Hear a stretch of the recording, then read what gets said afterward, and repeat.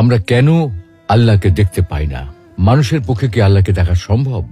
আসসালামু আলাইকুম ওয়া রাহমাতুল্লাহ।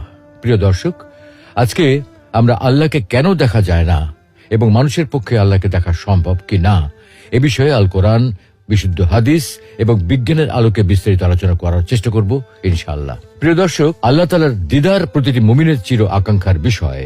সবাই আমরা সচক্ষে আল্লাহকে দেখতে চাই। নবী, রাসূল, আল্লাহ সকল প্রিয় বান্দা সকলেই নিজ চোখে আল্লাহকে দেখতে চায়। যে আল্লাহর জন্য এত সিজদা, এত আনুগত্য, এত ভালোবাসা, সেই আল্লাহকে না দেখতে চায় কে? তাই মুসা আলাইহিস সালাম নিজ চোখে আল্লাহকে একটি বার দেখার আকুতি জানিয়েছিলেন। কিন্তু মুসা আলাইহিস সালামের মতো জলিলুল কদর রাসূলের পক্ষে আল্লাহকে দেখা সম্ভব হয়নি। আমাদের প্রিয় নবী মুহাম্মদ সাল্লাল্লাহু আলাইহি ওয়াসাল্লামের অন্তরেও আল্লাহকে দেখার ভীষণ আকুতি ছিল, কিন্তু সাইয়্যিদুল আম্বিয়ার পক্ষেও আল্লাহকে দেখা সম্ভব হয়নি। বস্তুত দুনিয়াতে কারো পক্ষেই আল্লাহকে দেখা সম্ভব নয়। আল্লাহকে দেখা সম্ভব না হওয়ার কারণটা কি?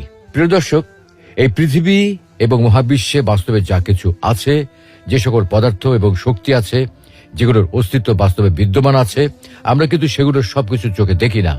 অথচ সেগুলো বাস্তব সত্য এবং সেগুলোর উপস্থিতির কারণে আমাদের শরীর ও জীবন নানাভাবে প্রভাবিত হয়।